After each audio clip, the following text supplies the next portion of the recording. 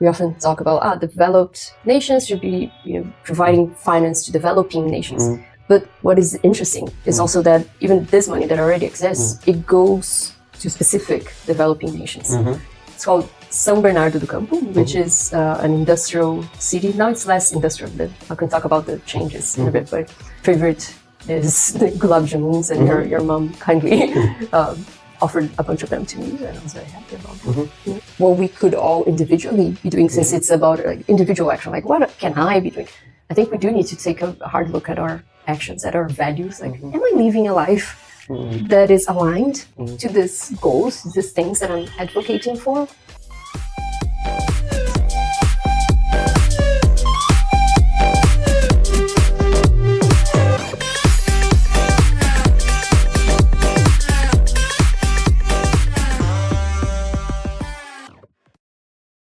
Imagine a world where your next meal depends on the next season's rains, where the heat wave has been so scorching that everything is barren around you. Now imagine that the sea has or about to engulf your house, and somewhere in a conference room far, far away, few folks are debating what should the compensation be. Welcome to Postcards. I'm Nikunj and your host today. And hopefully Postcards is your passport to all things at the intersection of people, policy, and politics.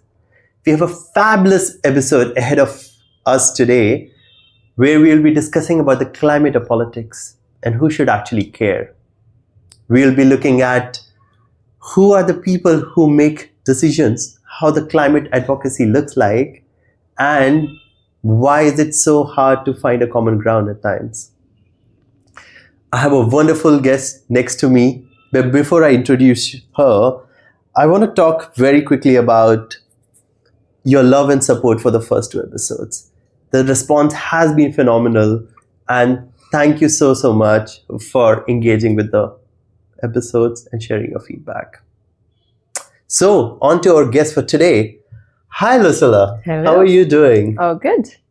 So, Lucilla is a public policy practitioner and advocate from Brazil, traveling all the way from there, living in Oxford recently, very, very passionate about climate change, about climate advocacy, environment, and all of those things. And also my friend from Masters in Public Policy course at University of Oxford. So welcome to the podcast, Lucilla, and thank you so much for doing this. Thank you for having me. What an eventful Christmas day. Yeah. Oh, it's Christmas. It is Christmas. Yeah. Merry Christmas to everyone who's celebrating. We have something called Secret Santa. Yeah. Do you know about Secret Santa? I know. Yeah. Yes. So that's pretty big here. Like all the corporates, all the colleges will have Secret Santa, even like, as kids, and you will do the, you'll put your names. Yeah. Did you also have that in Brazil? Yeah, what we usually do if it's a business Secret Santa, we exchange Havaianas, the flip-flops, the Brazilian flip-flops. So pick your favorite color. Oh. And you join the Secret Santa. So that's very Brazilian. Havaianas Secret Santas. All right, okay. And that's a Brazilian flip-flop. Yeah.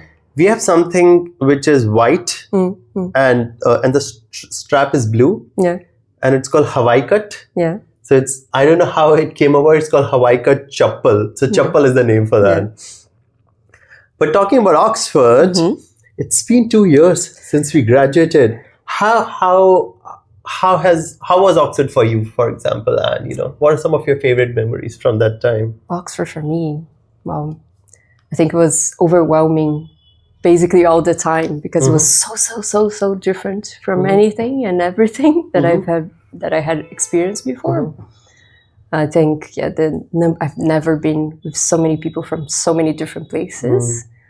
Also, the city itself is so different from anywhere else. The university is so grand and all of that. This is a special place and also a very different place, very different setting from where I used to study or where I had studied before. I think one of my favorite things, and this explains why I'm here, is recognizing the very strong Brazil-India connection that naturally flows, like it naturally exists.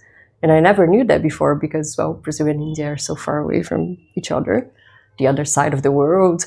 And very quickly I realized like, ooh, it's so easy for me. Like I connect so well with my Indian then, colleagues and now friends.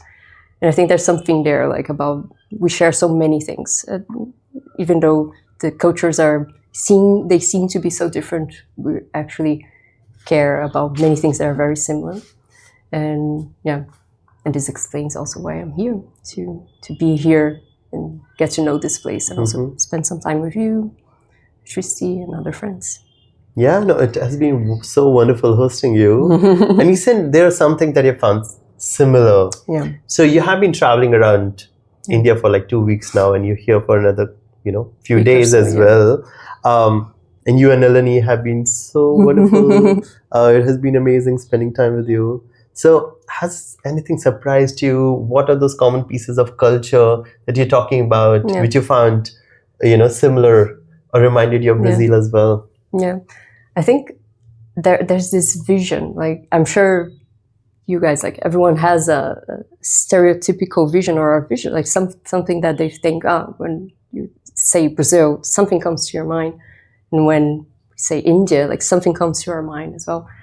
And it's actually been wonderful to see that, well, very, very similar indeed. Like, yeah, there are a few things that are, of course, different and unique about each country. But for instance, when we went to your parents and we were having dinner, I was like, yep, your mom is very similar to many moms that I know, in a very good and endearing way, of trying to make people feel so welcomed and achieving that actually. And I think the family environment and all of that was very similar and very comforting. Eating well, this I think that this might be something about, this might be related to developing nations. Like we want to share like what we have. We want people to feel very welcomed. We want,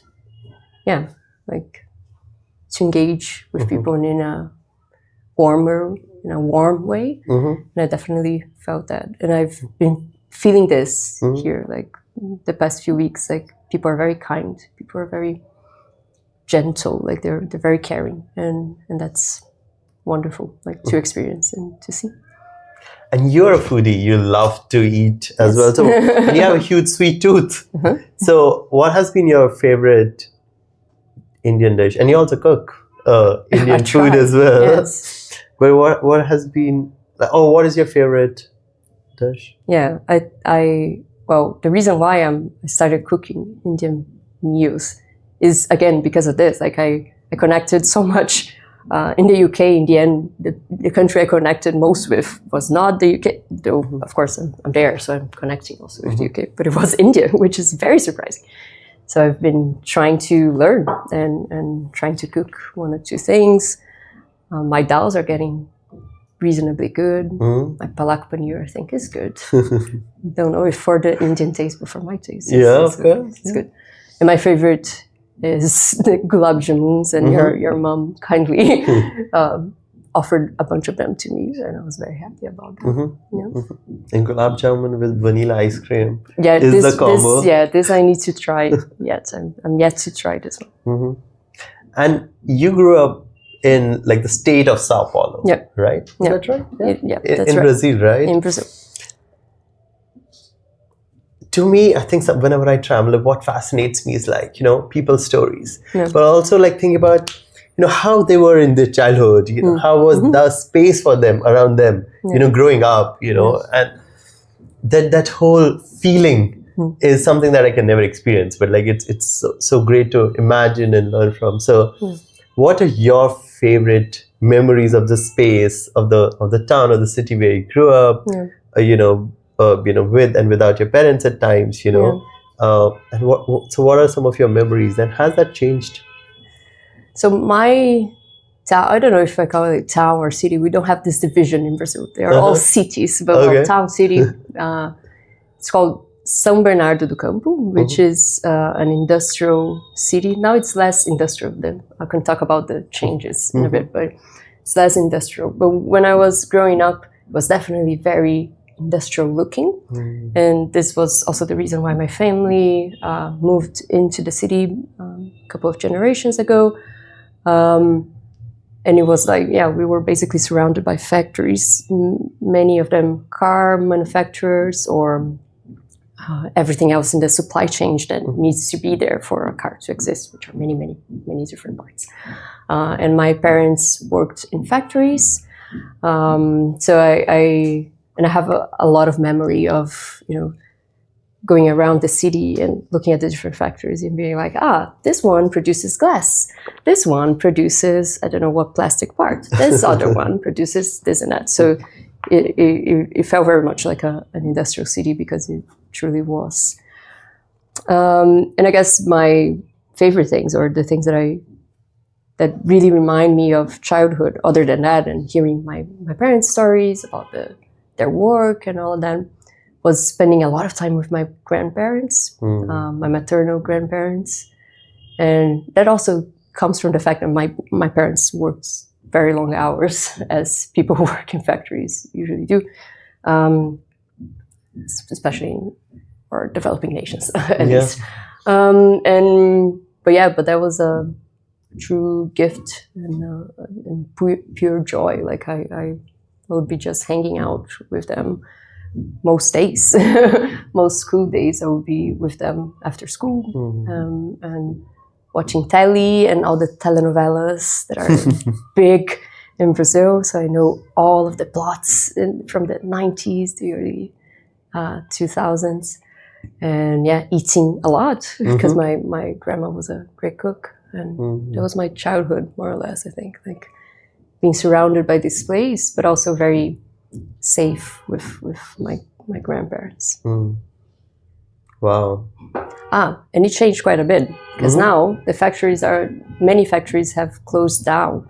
The city is kind of in a crossroads, I guess. Like it needs to find a new purpose in many ways because it's very near São Paulo city, which is the capital of the state. So now many people are living in my hometown or my home city and commuting to São Paulo, similarly to how Delhi operates. Like people live elsewhere, but then commute to Delhi to work or study. So that's also happening in my hometown.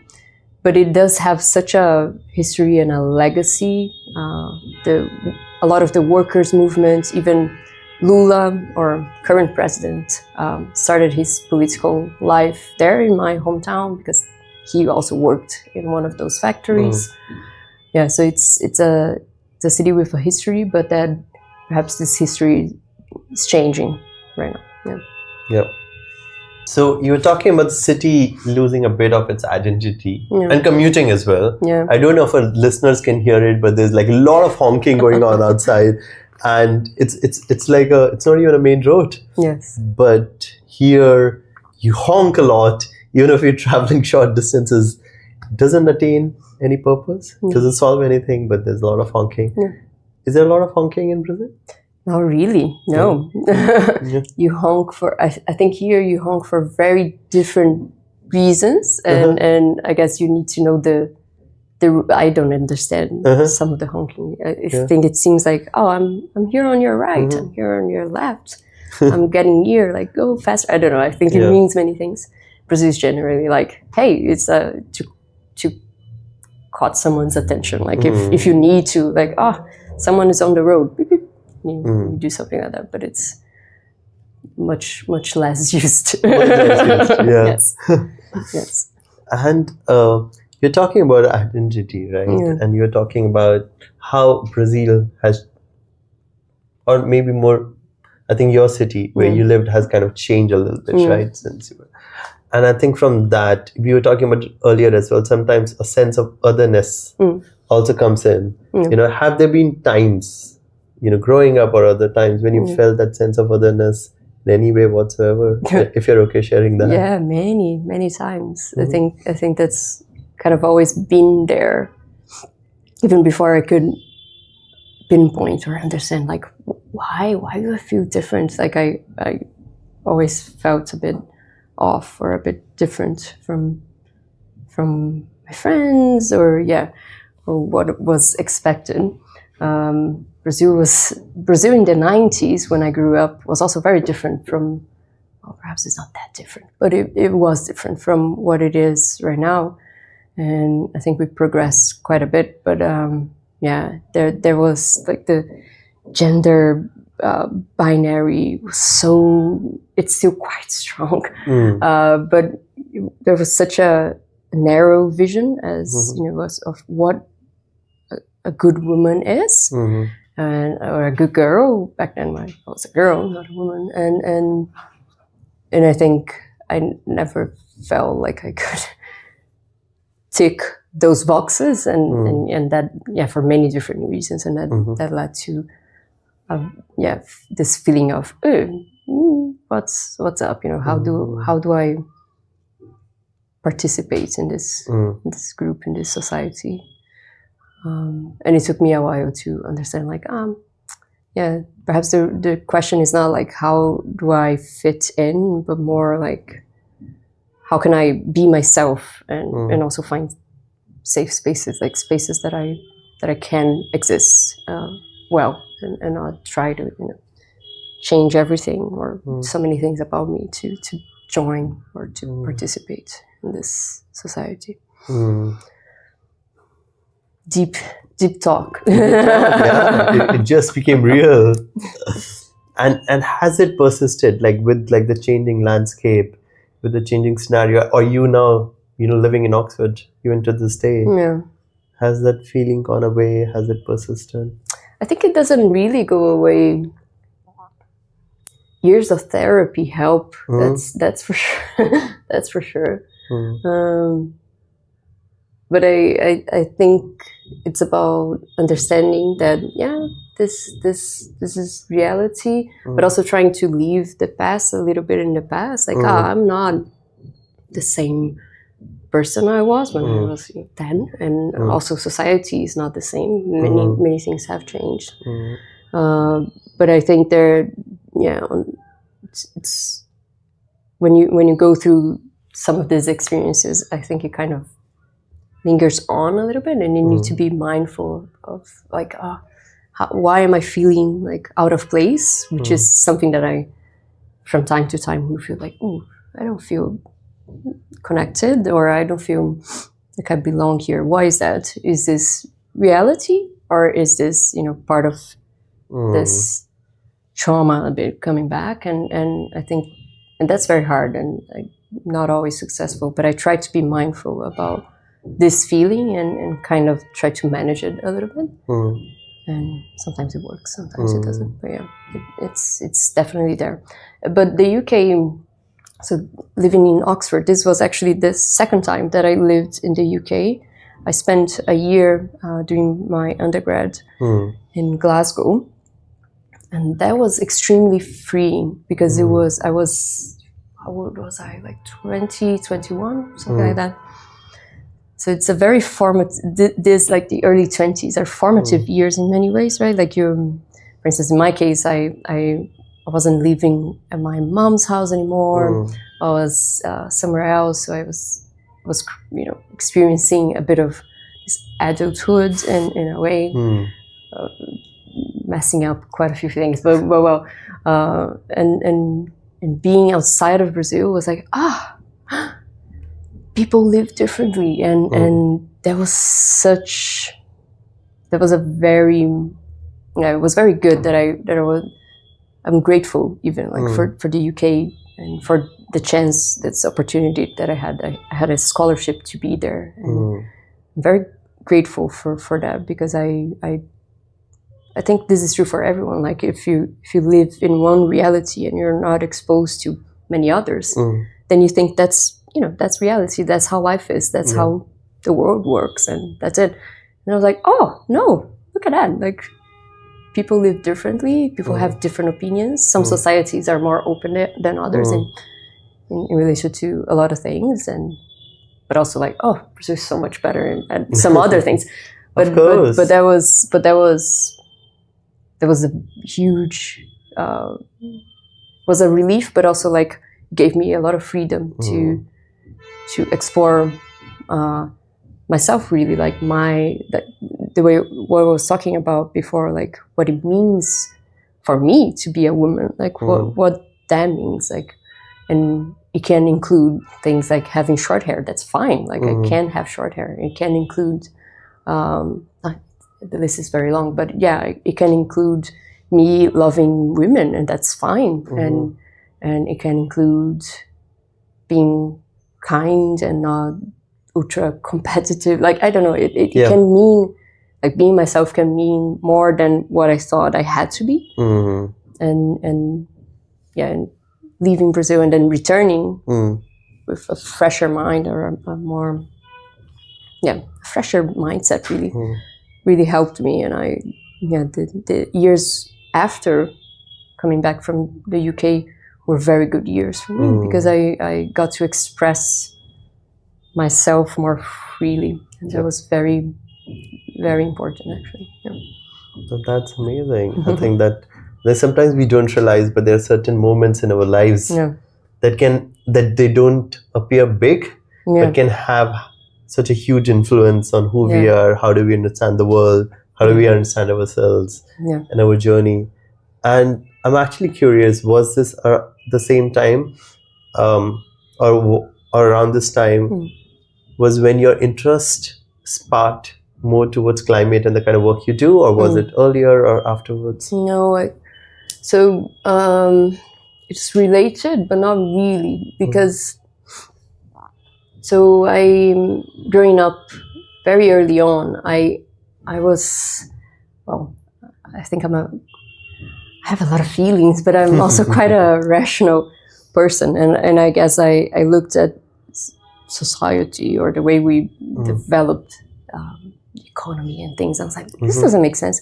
And Brazilians, we are, for instance, a lot of the news, even more today, which is very positive. Like we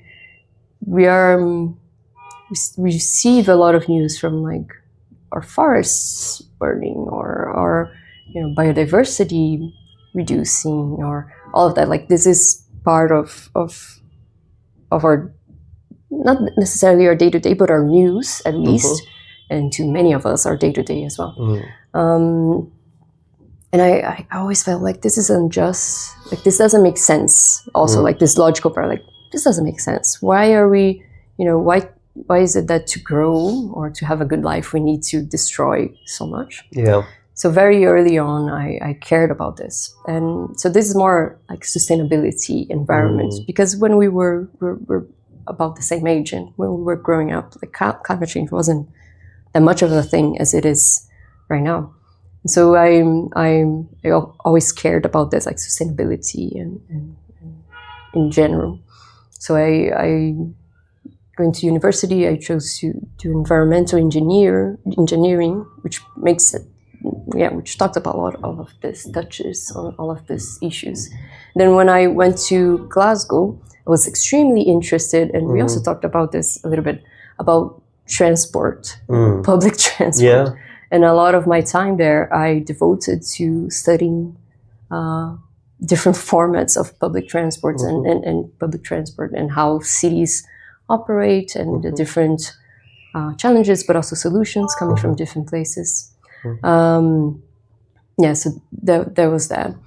And that makes sense also, like it is about sustainability, and it is about climate in the end, because the choices we make, especially here, we can feel like the choices we make really matter for quality of life and for climate as well.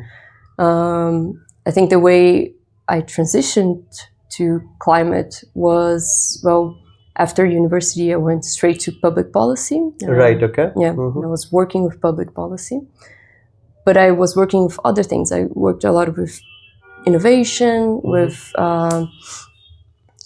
open government, so public participation, accountability, transparency, this kind of thing.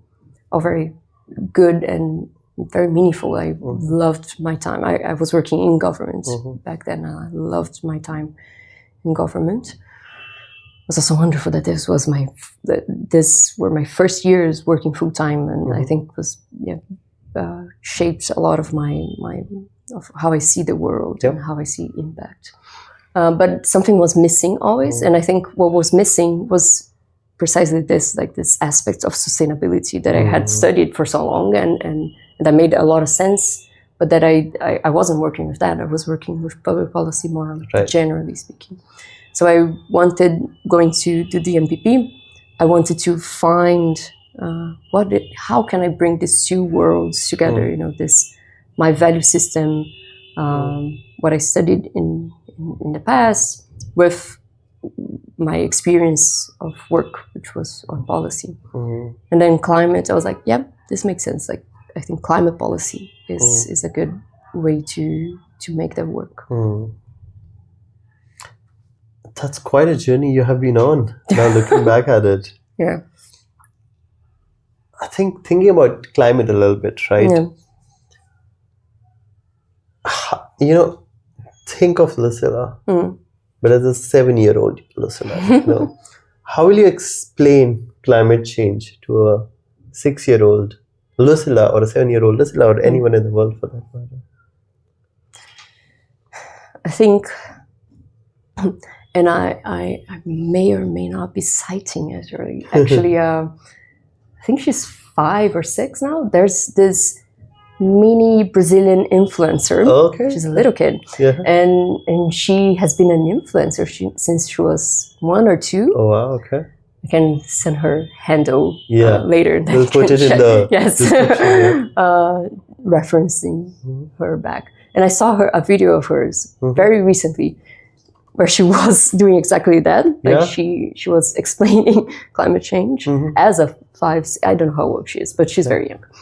And what she basically said was something like climate change occurs because the way we operate, like the things that we do, our cars, the way we move, the things that we buy, they create these particles in the air, pollution, and the Earth cannot handle that many particles. And that means that our planet gets more and more hot and warmer. And you know, the sun heats up these particles and our planet gets warmer. And when it gets warmer, that's not very good, not for us, not for the animals with whom we share this planet with. It's not good for the plants necessarily. So yeah, now perhaps I'm not talking to a 5 or 6 anymore. I was going to talk about the balance and the ecosystems and all that. But basically, we want a more stable, we want the planet more similarly to where it is naturally, and we are changing, we're adding more than what the planet can handle, and that changes the planet. And that produces climate change. Does that make sense? Gotta follow this influencer. Oh, yes. This tiny influencer. Yeah, and also the way, like, you know, if you're quoting her, like she brought in sun and everything like that, very simple to understand. Yeah, and I think she would have, her explanation is probably better than mine, so we can watch her explanation later. You know, you were recently at COP. Yes. COP 29. COP 29. COP 29, and how's the experience like? So first of all, even before that, was this your first COP? It was my first COP. It was your first COP. So how's it feeling attending COP? Has this something that you've always dreamt of attending? Yeah. So at university, for instance, we would study all of these conferences, all of these agreements on anything and everything, like, and they seemed so far away. Like, like the people who were, you know, dealing with all of this, they seemed, from another planet, so almost like so far away from us in the countryside of Brazil, studying these things. Like, it seemed like people we were studying about, and not us. So I think this the COPs, but also COPs for climate, but also other conferences, they seemed very distant. And then when I started working with climate policy, and as I said, that's fairly recent, it's been like 3 years or so, I started being closer to that environment. So I was producing reports and briefs and helping people who were on the ground at COPs. But I myself hadn't joined before, and this was my first one. And to be honest, the feeling was like, I was very emotional. The first 2 days I was like, not the whole week, but first 2 I was like, oh, I'm here. Like, how is that possible? Like, I felt very, I looked back on my personal story quite a bit during the time that I was there, because again, like, I was really looking back. It was a present exercise as much as it was a looking back exercise, and I was very happy to be there, and I felt very humble. It felt like a gift. Like I felt like a gift to be there. And I have a WhatsApp group with some of my university friends, and I was even I was sending oh my God, guys, remember when we were 17, 18, and we almost randomly, because we were so young, we joined this course, and our dream was to change the world. That's, if you ask, at least back in the day, when you asked our class, why are you studying environmental engineering? 90% of people would say, to change the world. It was such a dream, people join for a reason, and I was one of these people, and I was texting them guys, look at this, look where I am, I'm so happy, and our shared journey brought me here as well. So I was a super experience from this personal perspective. And I know you're close to your mom as well. Yes. How did she react? You being at COP? She was more excited than I was. Really? Yes, she was extremely proud. I think again, in it is quite a, it's a space that, even though COPs are getting so big, they're still, small relatively to the size of our human population. So she was feeling very, very proud. She's very much a cheerleader. And there's also one particular moment that I had to share with her, because Marina Silva. She's the current environment minister in Brazil. Okay. She was also minister in the early 2000s when Lula was first president. Okay. And basically, not just her, but her colleagues, and also the ministers that followed her were responsible for a decrease, the biggest decrease in deforestation that Brazil ever saw. She's amazing. She's one person to know and to read about and to listen to. She's awesome. Marina Silva is her name. She has a fabulous story. She's one of the people that I really admire her. And then I saw the agenda for COP in that day, and there was an open event with her and with others. And I was like, if I can, I'll join this. And then I was there and I was listening to her. And then when she left, a bunch of people went after her trying to take pictures, because she is such a, she's an icon. And I was a bit so I'm not, I'm shy. And I was like, oh yeah. I was like, no, I must try to, tell her something. And I went there. She was already moving and going to do something else. And I was like, can I be the last person to take a picture? She was so kind. And I was like, oh, my mom is your fan. And she gave me a big hug. And I was like, your mom is my fan. And what about you? And I'm like, yes, I'm also your fan. She gave me such a good hug. And this one, we took a photo, and this one photo that I sent to my mom, she was, my mom was crying. This was very, this very special moment, with someone you admire and someone who represents so much and is also doing so much. It's not just a symbol; she's actually doing so much. So, That's such a heartfelt moment. So glad that happened. Yes, you took that leap. Yes, literally after her. Like, yeah, okay, let me try. Yeah, we're talking about COP.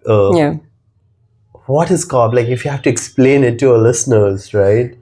Yeah, what is COP? So COP, the Conference of Parties, right?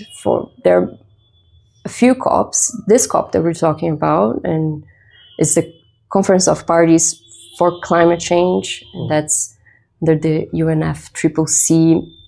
I won't remember the acronym, but that's for climate change. And basically, it's a meeting where people come, and theoretically, it started as a meeting for countries to negotiate agreements for climate change. So this is one big part, or the justification as to why COP exists. Why do people need to have this space to negotiate these agreements for climate change? But COP, over the years, it has increased quite a bit. And now it's not just negotiations going on, especially because the negotiations, they are there, but people who are negotiating are the diplomats and negotiators from each of the countries that are part of UNFCCC. But I, for instance, I'm not one of the negotiators, and the reason why I'm there is because there are different things happening at COP as well. So it's a big event. So for instance, there are two zones. So the blue zone is where the negotiations and other events take place. There's also the green zone, and that's where civil society, like anyone, I think you have to apply sometimes, but basically it's open, and people can go and be there in this space. And then it became kind of like a big meeting, the yearly meeting for people working in climate. Of course, not everyone working in climate, but it marks the calendar. It's like by November of each year, there will be this big meeting. People will be not just negotiators, but advocates, civil society in general, governments as a whole, not just governments negotiating the text. Like everyone, firms will be there in this same space for 2 weeks talking about climate. So we were talking about November being, marking the calendar every year, because that's when COP happens. Yeah. So not talking about COP, do you think when you were there, was there anyone missing from the conversation? Yeah, that's a kind of a complex or nuanced. There's a nuanced answer to that, I think, because some people think COP perhaps should be smaller and go back to being a smallish event where negotiators are talking about the text that must be agreed. And others think, well, no, it's actually better that it grew so much and that there are so many people now there, because that means more people can join, not necessarily the negotiations, but can advocate for what they want to see happening. And also, it is a moment of meeting people. It's a moment of recognizing folks who are working in this space. It's really it's a lot of people. But at the same time, so for instance, this year, the UNFCCC changed, I don't know the exact rules that they changed, the procedure that they changed. The fact is that now developing nations, folks coming from developing nations, have more space. So they've given more badges to folks coming from developing nations and less badges, so COP badges, which is your entry pass, to folks coming from developed nations. Okay. And that's an attempt of making this space more inclusive to people who generally are not there to join. And that's good, right? Like there's nothing bad in that. It's positive. On the other hand, people pointed out that even though there are more badges available, people don't have the means, the money to spend, to fly, to then spend 2 weeks in a hotel, to eat out basically for 2 weeks. And so even though more badges are there, accessibility is not guaranteed. So it is complex. But again, who should be there and how many people should be there? That's a major question, because there's also, I don't know, it's this nuance that I'm talking about. Yes, of course, it should be as democratic, it should represent who we are. But not necessarily COP is such the event itself is not necessarily such a democratic space, because the negotiations are between the negotiators. So even if you're there, how do you advocate for what you want? There are question marks there. Like you can be there and not be able to really reach out to folks who you might want to reach out to, because it's such a huge event in its own right. And many a time folks have reached out to me, and I don't have the answer to it. I hope you do, or you have some idea that they want to attend COP. They're folks from civil society, they're students, young climate activists. It's a lot of folks who have reached out and said, you know what, I want to attend COP, but I have no idea how can I even be there. And there's also that question of them judging themselves and be like, maybe I don't deserve to be there, and all of that. Do you have any suggestions for those folks? I'm sure there are other ways of attending, but the things that come to my mind are, well, first, yes, you can be there. That's it. You can. How do you get a badge? That's a question. So the green zone is easier to get a badge to, because it is more open. It's supposed to be this zone, this literally a space, like almost like a big conference room. So the green zone is that, like it's a big space where a bunch of people are at. And if you apply something and then you're like, yep, you can come, and then you have your name and your QR code and you're there. But then there are also the practicalities that we were just talking about, like how do I pay for my ticket? How do I stay somewhere? And then there are, well, I'll get to that. And then there are blue zone passes. And the blue zone passes are distributed by the UNFCCC to countries, so to the countries that are part of the UNFCCC. That's their delegations.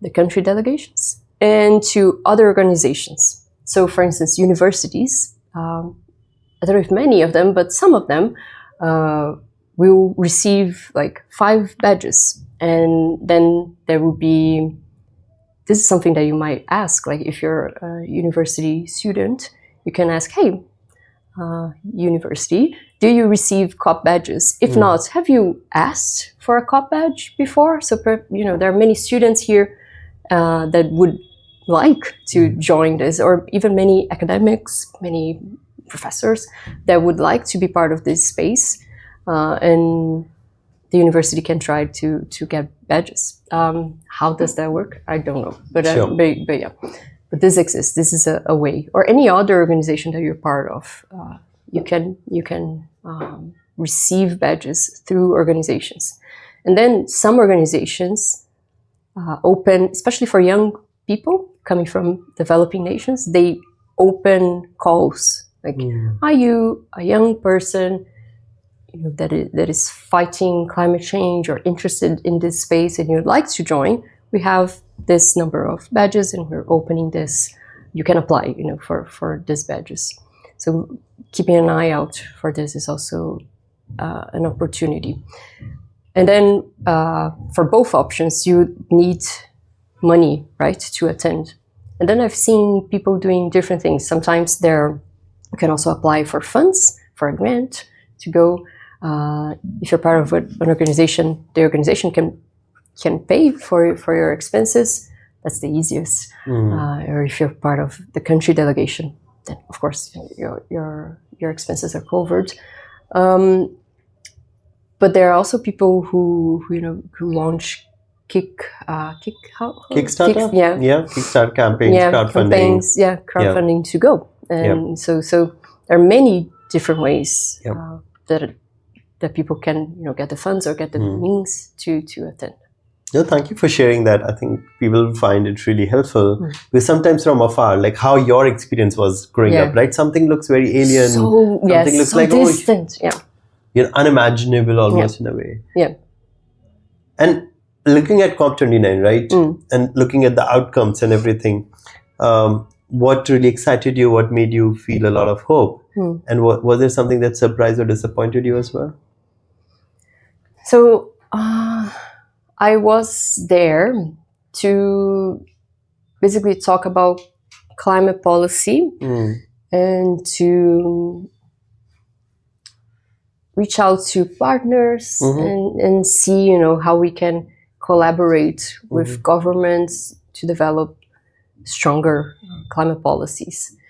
And I think I think it's been very good to see how much climate policy, like how much governments, we are now, I think, entering this phase of implementation. Like there's so much that we've been discussing and developing over the past few decades. And now more than ever, it's time to really implement solutions. And one key actor to implement these solutions and to push all the actors in the economy to implement solutions is government. And that's where policies, regulations come in.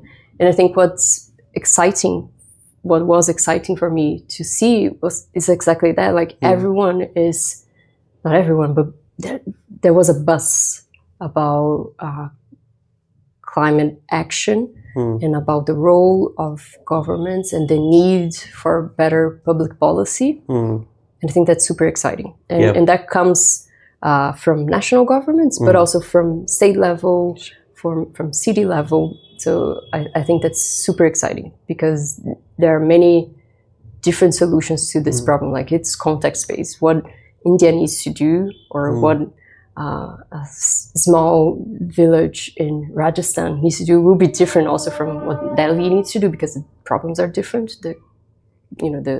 Everything's different. The context is different. So I think it's very interesting. We're in this stage of implementation. And then I think everyone felt disappointed with the new Quantify. It's an acronym again, but I think the acronym is NCQG, which stands for the climate finance goal. So that's the amount of money that developed nations under the Paris Agreement should be making available for developed nations, making available to developing nations.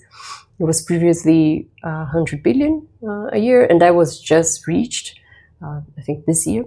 And countries, developing nations, were arguing that we need much more. We've been talking about this for many years, right? And not much more was achieved. So that was a big bummer. So the new goal is 300 billion. But that's to be reached in 2035, I think. Okay. So that's like 10 years from now. Almost, which is not enough and not ideal. And then the idea is also that governments will how do I say that they will support other sources of finance through, for instance, private finance, investments, and even voluntary finance from countries that are not mandated to support, to reach 1.3 trillion, I think. Wow. But that value was something that was being pledged, requested, just under the UNFCCC. So instead of 300 billion, what was being requested was like, we need trillions, like for now, not in 10 years. So that I think was a big hit. And then also the US being the biggest historical, the responsible for the biggest emissions historically, and Trump being elected just before the COP started. There was also there was a lot of unsureness and in the air, like people kept talking about the US and the fact that Trump will most likely remove the US from the Paris Agreement, and where does that leave all of us, and what does that mean? So that was also in the air as something negative.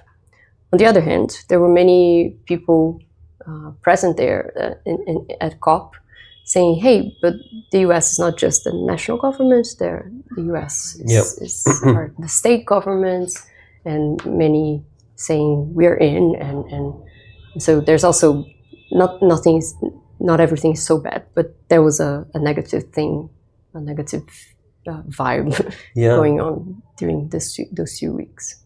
I think it's a beautiful window into like how there are so many actors in the ecosystem, right? Even within one government, you know, having their own thoughts, ideas, and also like what should be prioritized, deprioritized. And you're talking about 300 earlier, right? As a figure, I think, but even by conservative estimates, like $300 billion is the amount to adapt to the challenges of climate finance, and it is supposed to exceed, like that amount is supposed to exceed even by 2030, for example, right? According to the research. And then if you look at Paris Agreement, 100 billion was like direct transfers and all. So what makes it so difficult? Like, of course, now you're saying like, oh, we'll work on this and we're pledging it. But historically, looking at looking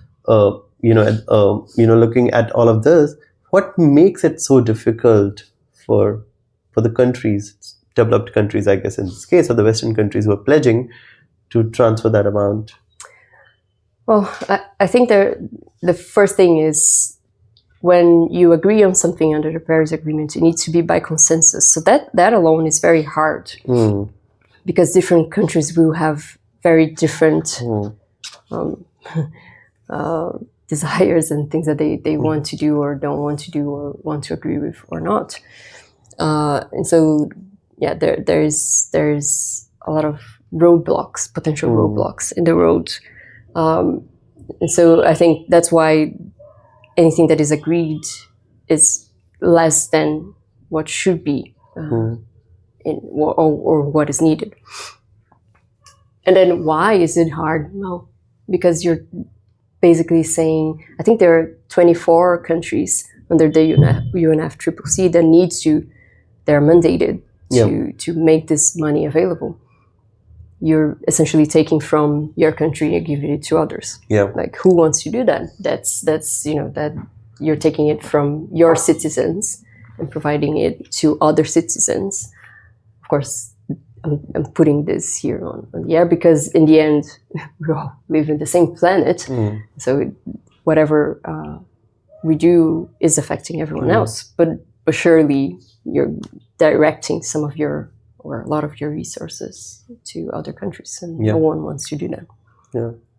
And, these pledges and promises are made. Do you think many developing countries, especially who are more affected by climate change, sometimes do make their plans and strategies in hope that they will get this amount?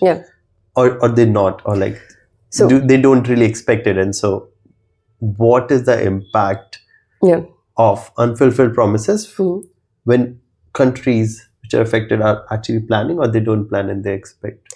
No, so developing nations, so every country that is part of the UNFCCC needs to, I think it's every 5 years, we can fact check on this, they need to make available their NDC, which is their nationally determined contribution, which is a document in which Brazil, Peru, whoever say, hey, this is what I'm doing. These are the emissions that I'm cutting. This is how I'm going to implement this reduction in emissions. This is how I'm going to adapt. The adaptation plan is actually not a separate document.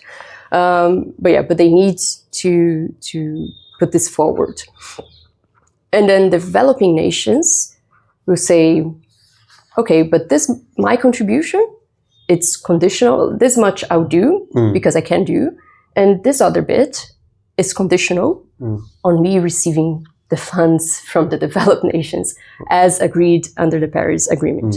So yeah, even the NDCs, they are conditional. A part of it will be conditional. So that's how countries are reacting to the need for climate finance. So if I get the funds, wonderful, then this part of my contribution will be achieved. If not, this is how much I'm doing. Yeah. And that's very interesting to look at, because in recent negotiations, the idea of loss and damage has also come up, right? Which is like irreversible impact of climate change in terms of rising sea levels, extreme weather events, which are becoming more and more common, I guess. So how do you really finance for something like that? And do we even have like a common definition of what constitutes even loss and damage at the first level? Yeah, I'm not sure about definition. I'm sure we can also like fact check if this has been agreed on, or if there's a consensus on that. But there's definitely a question on how do you say that. So for instance, say that an area is prone to flooding. So we all know that this area is prone to flooding, but in recent years it has flooded so much.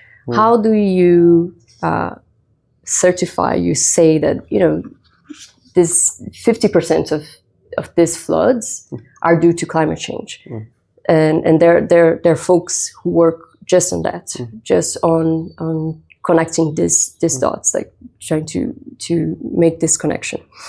And this is certainly part of the equation, the science really of proving this connection. So there's that. And then when it comes to funding loss and damage, that's a whole other challenge, because this loss and damage fund is not even part of this pot of money that we've just been talking about. It's a separate sort of pot of money, and because it is due to to impact that has already happened, you're not investing as such. You're basically trying to compensate a bit of what has been lost. So that's even harder to fund, because if I can, for instance, invest in solar panels here in India, there's also money to be made in this. So that's easier in a way to fund. Even governments are more inclined to fund their own transition because that's good for the country. Of course. But loss and damage, that's almost, there's nothing to be gained. It's about impact that already happened. So that's a big challenge, and it will be a big challenge in the next few years. And you also have intangibles of loss and damage. Like how do you quantify like emotional trauma? How do you quantify cultural heritage that gets lost? And can you really put a figure on a life of an individual? I mean, insurance companies have tried that, and that's how they do it. So economically, that has also happened, at times. But emotional trauma, cultural heritage, lives of people. So with all of this loss and damage, how do you even start with something like that? Yeah. I think the loss and damage fund, or this discussion, sheds a light into how devastating this challenge really is, and how the problem can be so so real and really not manageable. Like there's not much to do. Like once the impact is done, the impact is done. And that's true for any environmental or any major impact that happens across the world, whether that's There's landslides that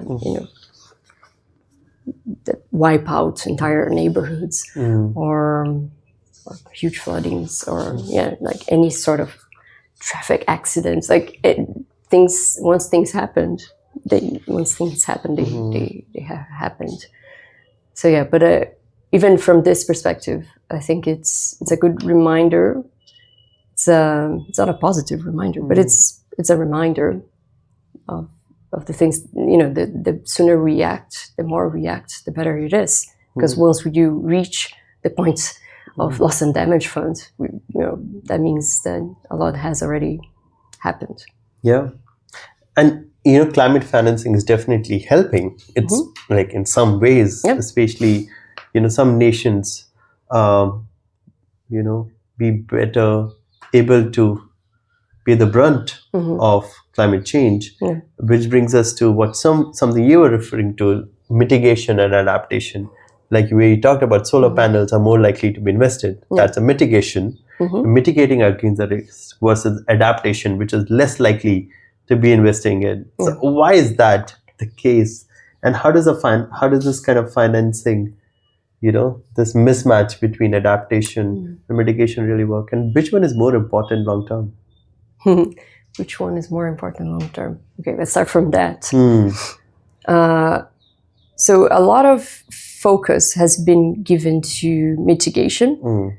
One, because we do need to reduce our emissions. Like that's it. Like we have to do it.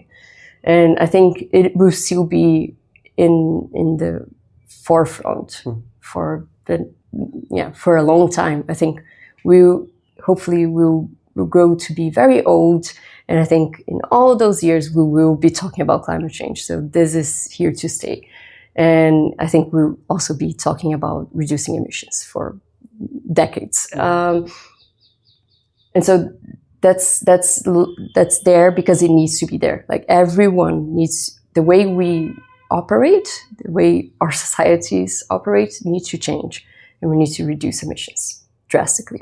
Okay, but obviously we are not doing it fast enough. The effects are already being felt, and it will continue to be felt. Some projections say that we are, going to be above 1.5 degrees, perhaps even above 2 degrees, and so the effects will be felt, and then we'll probably overshoot, and then we'll need to reduce more emissions, or capture CO2 to try to go back to 2 degrees, or between 1.5 and 2.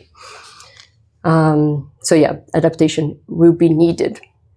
So I think in the long term, it is about adapting. Like we do need to change our infrastructure. We do need to be ready for a world that will be different from the world that we grew up in. But we definitely need to be doing both things. And that's hard, right? The two challenges, the two homeworks, they are very hard to do. You asked about finance as well. And again, I think that, this is a big factor. The fact that if you invest in a new energy source, there's a lot of money involved in that. It's a big investment, and it also creates revenue for folks. That's why it can be invested. So mitigation, not all mitigation, but some mitigation can be invested in and generate revenue back. And adaptation can also do that. So for instance, if we're developing, I don't know, Delhi, for instance, is developing so much infrastructure on metros and trains and all of that. Hopefully, I don't know, but hopefully it's being developed in a way that is already adapted. So that is taking into consideration the projections, the climate projections, and making this infrastructure more resilient. That's good. That also creates jobs. That also, adapting can also be through investments. It can also be through these big infrastructures that we use and see. But some of it will be less profitable, will generate, will be less visible. And so it will be more challenging. And it's also about who bears, and that's for mitigation and adaptation, like who bears the costs and why should we be doing it now instead of waiting it for another 15 years. So the costs should be concentrated more in the present and not waiting. We shouldn't be waiting that much in the future. It sounds like there's an underlying politics too. This climate change, but also the climate financing as well. In multiple levels. Who gets funded? Who receives funding? What kind? Who is sending to who? Who is historically responsible to be spending money? And I think earlier you also talked about why would I send money away, in a way, from my citizens to other nations? Although ODA exists and a lot of aids, which countries also exist as well. Can I also add one aspect in this, which is we often talk about developed nations should be providing finance to developing nations. But what is interesting is also that even this money that already exists, it goes to specific developing nations. And it goes and it concentrates in developing nations such as Brazil, for instance, who are larger economies and who have a better infrastructure already in place. What infrastructure am I talking about? I'm talking about like finance infrastructure and also accountability infrastructure. So countries want to see that the money that is being transferred is being put into use. So accountability matters, transparency matters. Having a good Ministry of Environment and a governmental infrastructure that makes sense. The other countries can see and be like, I'm confident that if I give money to you, this something good will happen. Like I can understand your projects, I know what you're doing. So that also requires a lot of action from developing nations. And so more countries like Brazil have historically received more funds than other nations. And not necessarily because Brazil needs it the most, because Brazil is also again, it's part of G20, it's a large economy. So perhaps shouldn't be receiving that much money. My God, but yet. And whereas other nations will have less capacity than Brazil to transition and therefore should be receiving more money, but aren't, also because of that, also because they need to apply for funds, and that's hard, and that's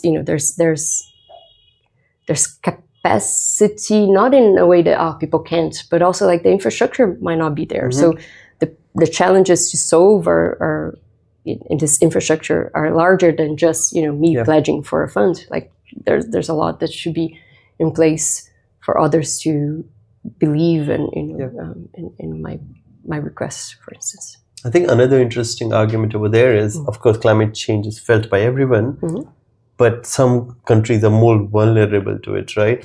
But also countries like Brazil, who have such a vast amount of Amazon forest within their borders, or Bhutan, which is very green, really dedicated to protecting their forests, it's acting as lungs for the world almost, right? So does that get into account, if you're not able to finance that, but because that greenery is not just in the borders, that impact against the climate change through this so much green cover is also very helpful. So that should also be accounted for in terms of that solid action to be taken. For sure. And that's the opposite side of the coin. Like Brazil, and then I agree with that claim, half of Brazil is the Amazon. Brazil is huge, and half of that, it's a lot. And then what the Brazilian government says is, or the current government at least says is, hey, this is a lot. This is a lot of responsibility. This is also a lot of ecological services that we are providing to the planet. This forest is what makes rain in South America is also, you know, what makes our planet livable. And so we were talking about how do you put a price on lives, but also like how do you put a price on this forest? And this is one forest. Brazil has others. How? I don't know. Economists have been, you know, putting pen to paper and giving numbers. But one thing that Brazil has been pushing for is, well, this needs to be funded because this is service. This is a free service that we're providing to everyone, and that we should be providing. We should be providing, and we haven't always been providing because deforestation is a huge issue in Brazil. But yeah, we definitely should be providing, and for that, money is involved, because not only for the protection and, you know, and counteracting deforestation or, you know, making the forests more protected in general, but also because life in the Amazon and for the Amazonians is not easy. You know, it's a place, it's a region, it's a big region. So I'm talking very general, broad terms here because it is such a vast region. But it's a region in Brazil that is less developed than where I'm from, which is more developed, but also that doesn't provide all these ecological benefits that we've been talking about. And so it's not just about protecting the forest, it's making sure that the life there, the human life as well, is a good life. And if it isn't a good life, then people will turn, that's not the only justification, but you know, people will turn to illegal practices that harm this biome and that, you know, go in the opposite direction that we want to be going to, and that it is also bad for them. Like, it's much better if you live in a place that is in equilibrium, that is a place where you breathe clean air, that you have water, that you have food, than a place that, you know, is violent, a place that, you know, you can't breathe because the forest is burning, and that you don't have food because you killed the fish with mercury. You know, it is bad for the people who are there, but at the same time, there are not many options for folks there. So it is quite a complex scenario. Right. And when we look at the loss, right, or the damage at times, I think there was a study I was reading talked about how, you know, the climate change is costing the world $16 million roughly per hour in damage from extreme events. Right now, I haven't looked at how they quantified it and everything, but that's a significant amount, right? And of course, some nations are going to face it more than the others. And earlier, we were also talking about who receives more funding, even among developing nations. So looking at sub-Saharan Africa and Pacific Islands, where some people may be more vulnerable, you know, to indigenous populations, people, you know, folks living right at the coast, like so a lot of Pacific Islands count into it, or other islanders, I would say, women. Like the studies would say women are more likely to be more impacted by climate change as well. So looking at all of this, right, how do we, like, I think, how do we then think about coming back to COP first of all, you know, are there spaces for, or has there been enough spaces for folks to participate in these spaces, discussions, and beyond COP? COP is just one forum, right? But beyond COP, how it should be ensured that their voices and is not being marginalized, but like is actively included and actioned upon as well. And what kind of role, therefore, advocacy, you know, can play in that? Yeah, I think beyond COP, and that's interesting, is a good thing for us to talk about, because in the end, COP is this place, you know, where the negotiations are taking place, where people are meeting and launching things. It's an important space, but the action is happening locally. And as I said before, now it's time to act. And so more and more, I think each country, each region, each city will be developing action. And climate change encompasses everything, right? It's a whole of government or whole of public policy challenge. And so I think we need to go back to our open government initiatives or public participation theory, the strategies, and looking at how do we make sure that people are part, like people who are affected are part of the solution as well. And that's, again, climate change is one problem. We've been discussing this for all other public challenges. Yeah. And so I don't think climate change is that different in this way. Like, we should be including people in the discussion whenever we're discussing things that affect them. But surely, and then for climate change, people have been advocating for a bunch of things, like, for instance, indigenous communities' rights.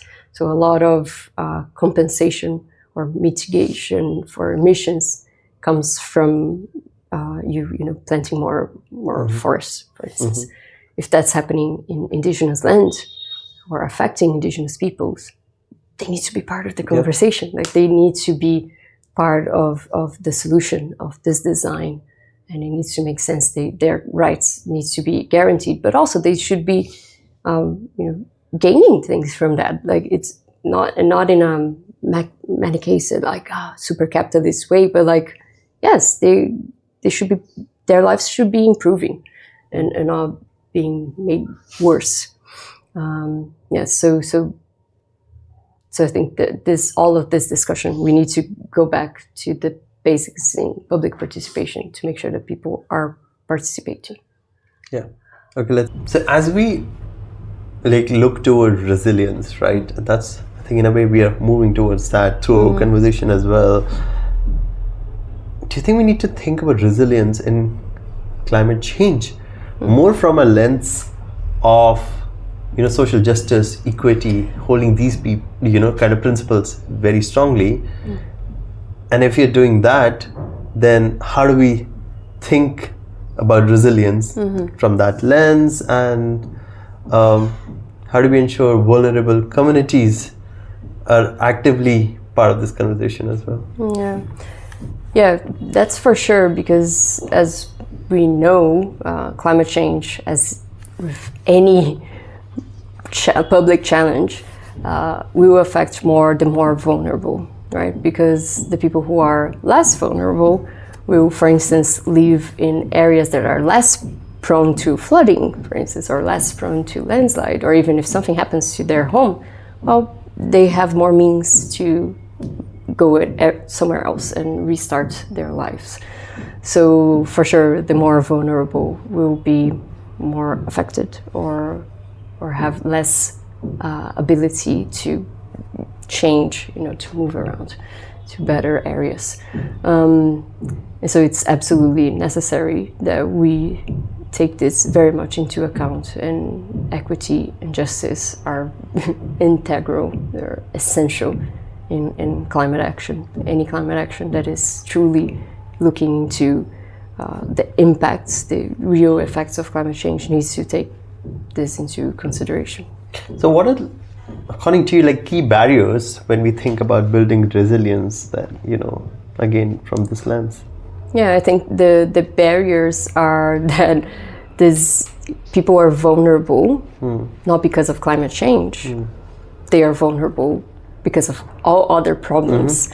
And so climate change, it adds yet another very hard, very difficult layer to this issue, and exacerbates problems that are already there. It creates new problems, of course, as well, but it exacerbates problems that are already there. And so the challenges are the challenges that that we all know about. Like people, it's about inequality. It's about guaranteeing basic access to schools, to health, to jobs, good jobs, and so climate change just is part of this whole equation, and it's hard because of the other challenges, not necessarily because of climate change. And I think there's also that role of local knowledge, traditional practices sometimes, which is like, we kind of put it off, we don't give it enough attention. But there is just so much to learn from there that we don't keep on doing the same mistakes or have band-aid solution. Like somewhere else, you're just like copy pasting it versus like understanding maybe some of the local solutions are brilliant. Or if you're copy pasting solution, they're looking at, the context, having active conversations with the communities, and not just like just putting it down, I guess. Yeah, no, absolutely. I think context really matters, and that context is also like local knowledge really matters. But especially when we were just talking about like we're in a phase, we need to really get going with implementation, and implementation is not at international level. Implementation is at local level. And so context becomes even more important. So at any project, if you don't know where you're implementing your project at, well, you won't be as good as if you were, sure about your context and adapting your projects to the needs of that context and also the capability. So what are some of the biggest challenges you have experienced, while advocating for equitable climate policies in your line of work, considering we were just talking about policy advocacy? Yeah, I think, my work is climate policy, right? And I was telling you before that I used to work in government, and when in government, and everyone who works or has worked in government knows that governments receive so much information. Everyone seems to know what governments should be doing. Like that's just a fact of life. Everyone is pointing fingers. One, nothing is ever good enough. People are never happy. That's also a fact. And two, everyone knows what you should be doing. And so you receive a lot of information. So I think there is a real challenge when advocating for action that is centered in government, related to how do you reach governments and how can you be a partner for governments that have good intentions and that really want to pursue bold actions, and so even with these governments it's hard because there will be there are other people, there's lobby going on, there are other people there, and I think what I would like to do more and more is to really be this partner, a partner that understands the challenge that they face, that understand their context, their realities, and therefore can be a very useful partner instead of just another one that is saying, well, this is how you should be doing things and not how you, instead of how you are doing things. So I think this is a challenge. Like how can you be a true and helpful partner? Yeah.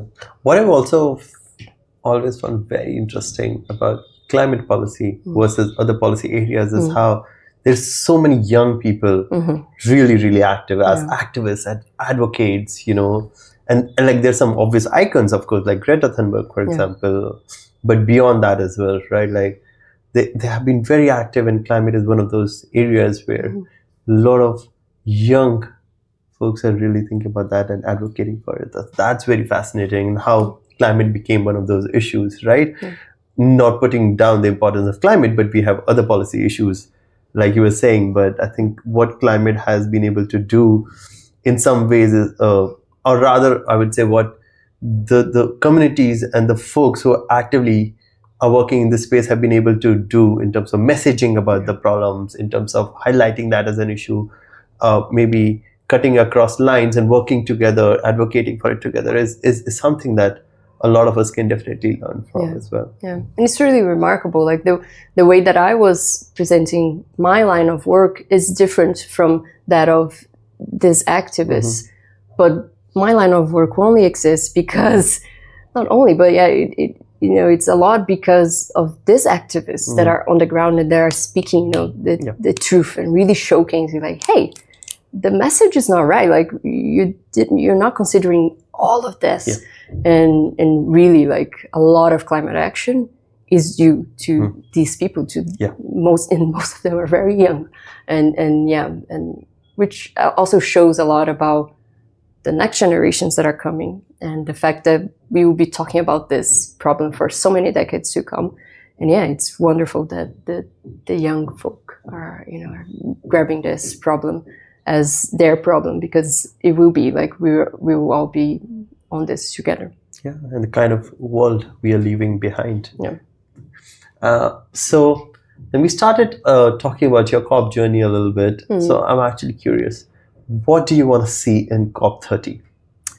Yes, COP30 is in Brazil. COP30 is in Belém, which is the capital of Pará, which is a state in Brazil. And this state and Belém, they are in the Amazon. So they're part of this wonderful biome. So I think from this symbol, there's a lot of symbolism in hosting COP in such a place. So I think this is also interesting. It's going to be interesting to watch, because the past few COPs, for instance, have taken place in petrol states in cities, and Belém is also a big city, but it's a city that is different from the previous places where COP has been at.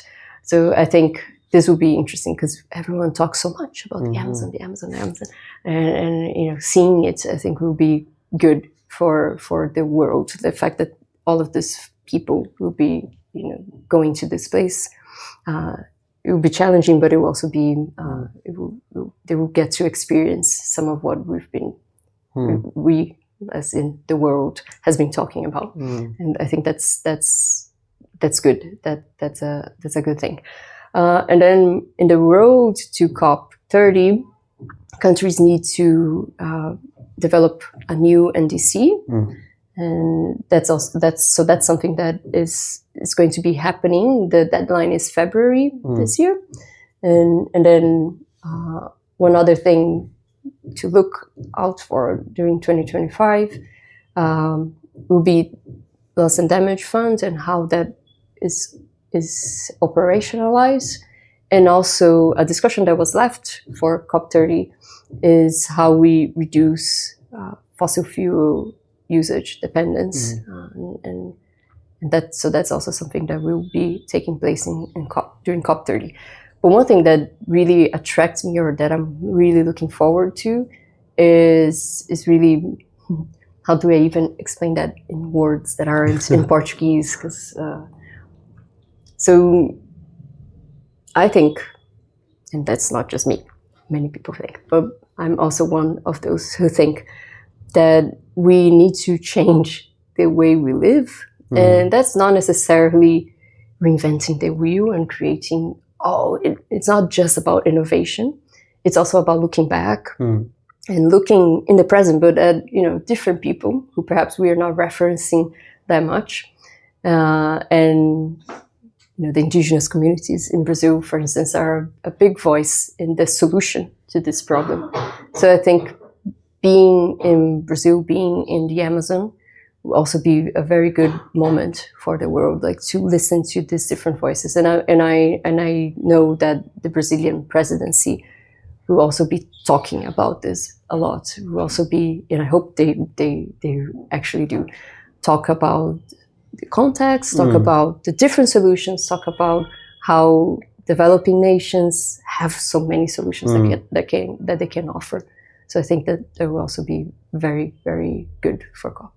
That sounds very exciting. Talking about Brazilian government, I think interestingly, this is a question we asked a couple of our Indian speakers. Anish, for example, whom you know as well, one of our colleagues, one of our friends. And so we asked them, hey, if you were a member of parliament in that context right now, but if you were a senator in the as part of the Brazilian government right now, what is a policy or a piece or like a piece that you will legislate for or introduce in your parliament? Yeah, I think one policy, one development that I'm very interested in seeing how it develops, and that if I were in part of the government, Fingers crossed. I would like to be part of the development of this policy tool. Is the TFFF, and that's a fund that is being developed to fund forests that are standing, and not to pay for credits, as in planting more forests where there aren't any anymore. And that goes back even like to the discussion we were just having about the importance of these biomes that are there and that require money to exist. So this is one thing that I think we collectively need to talk more seriously about, and that is starting to develop in this way through this tool, and that is very exciting, I think. Yeah. And for our listeners who are watching or listening in right now, what is your advice as one small action that they can take to advocate for more equitable climate policies in their communities, regions, countries, world? Yeah, I think this is so tricky, right? Because each person has such a different perspective, life, and all of that. But I think what we could all individually be doing, since it's about like individual action, like what can I be doing? I think we do need to take a hard look at our actions, at our values. Like, am I living a life that is aligned to these goals, these things that I'm advocating for? I try to check on that constantly. And not to be, restricting my life in many ways, but also like to be. There's something about sufficiency. There's plenty that we need, and again, we come from realities that allow us to see that many people don't have the basics, the enough. But once you have enough, and that's my case, I have enough. I have more than enough. That's also your case. We have more than enough. Then it's about appreciating the enough and taking care of this. Like, we don't need much more. And I think if we are all living with enough, if folks who don't have enough, and then folks who already have enough are fine, are pleased with this enough, then I think our planet would be in a much better shape. So I think this is one action that we individually can take. Like, really think about, am I living in accordance with my values? Like, if sustainability is something that I care about, well, then perhaps I don't need that much, right? I need less. Yeah, I think that's a solid advice. And as we start wrapping up our episode, unfortunately, what has been a fabulous conversation for me, but unfortunately now we are wrapping it up. What are 3 things to read? 2 things to watch or listen, and 1 person to follow. Okay, so I actually have a list, and I'll refer to my list, because otherwise this won't work very well. I don't have 3, 2, 1, but I have a list of a few things that I've thought about. So 2 books. One is a fiction, and it starts in India, and it starts badly in India. So sorry, guys, but it's a very good book. It's called The Ministry for the Future. Huge book, but worth the read, especially if you're into like kind of science fiction sort of things. It's very good. And the other one is from a Brazilian indigenous person called Ailton Krenak. And this one has been translated to English. It's it's the opposite of The Ministry for the Future, because it's short. And it's called Ideas to Postpone the End of the World in English. And it's very good. It's about, the indigenous values and traditions and the solutions that they can offer to postpone the end of the world. So this one is very good. And then there's an Indian academic who I really like, and I read whatever he publishes, and his name is Navroz Dubash, and he's wonderful. He talks about national and local level action, and how governments need to be acting and the challenges around that. So this is a very nice reference, I think. And I think that was my list. So basically, I think there's a lot that there's a lot also in our spaces in our developing nations that is out there that we should be referencing to and looking at. And this was also great to kind of learn from Professor Navroz at that time. Yes, learning about local and national climate change politics is pretty incredible. Yeah. I think it has been a fabulous conversation. I think learning just about Brazil, learning about climate, learning about your own journey, and thinking about all of that. And I do have to mention that, for the longest time, I thought that the song Brazil by Venga Boys was the most popular song about Brazil. And you can't even imagine, even today, in how many places that song is really played. And it was so interesting to learn that one of the really popular songs in Brazil is actually called Taj Mahal, which is actually about Taj Mahal and also talks about Shah Jahan and Mumtaz. Yes. And I had never heard the Venga Boys song. I was like, what are you talking about? I have no idea what this is. But Taj Mahal, yes, and we can add a short link. Yes, a link to that song. A very upbeat song, right? Yes, that's how you close a good party in Brazil. You put Taj Mahal and everyone will go insane. Taj Mahal. Yes, so that's a good song. And earlier, one of the songs we will close out party with would be Brazil. Yes. So there is a lot of synergy happening in other ways. Yes. But as we close this conversation, would love for you to, read your postcard that you wrote to yourself, to your future self.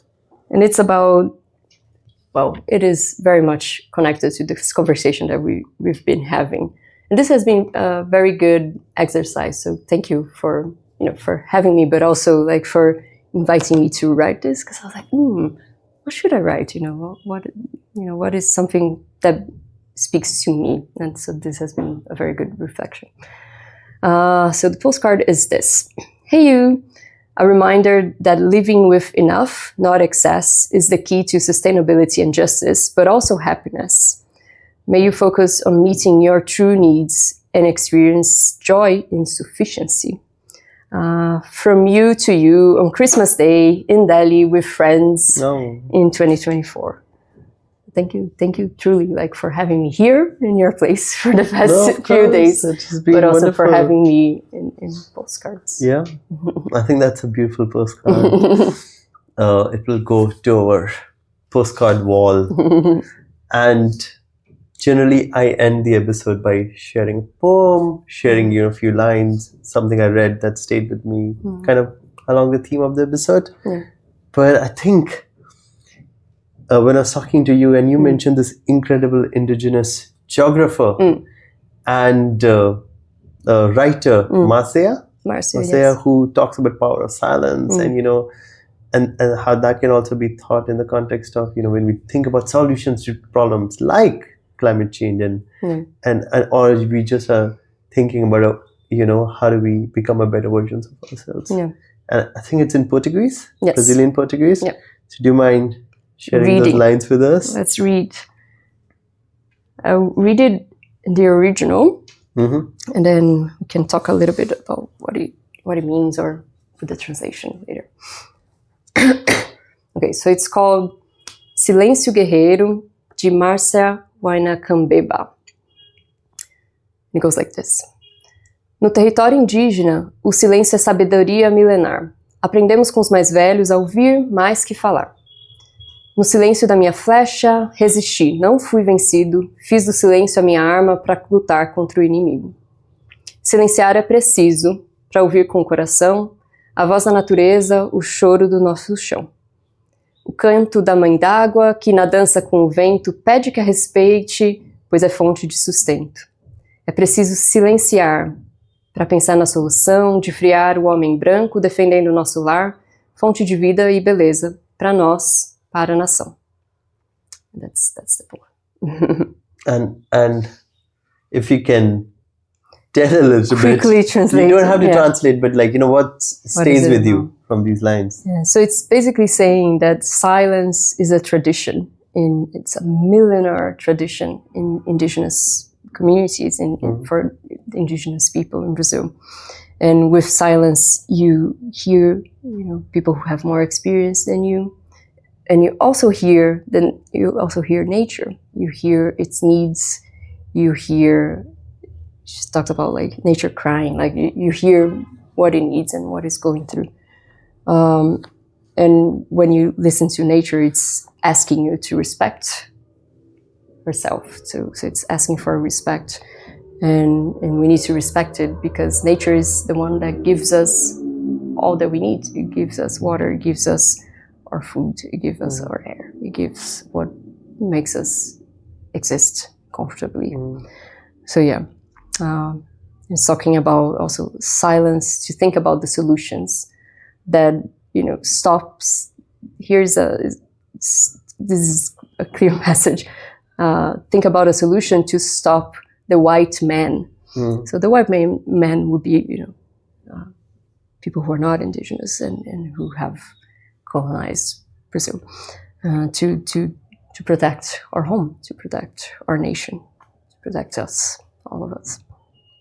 Wow, that's a very powerful message. And I'm feeling almost emotional thinking about the conversation we used to have while we were studying, and now you're here and how we had this brilliant conversation. Thanks again. And for just sharing your thoughts so openly. And to everyone who tuned in, do check out our upcoming episodes. And thanks again for supporting. Please like, share, and subscribe. And see you very, very soon. Have a good day. Bye.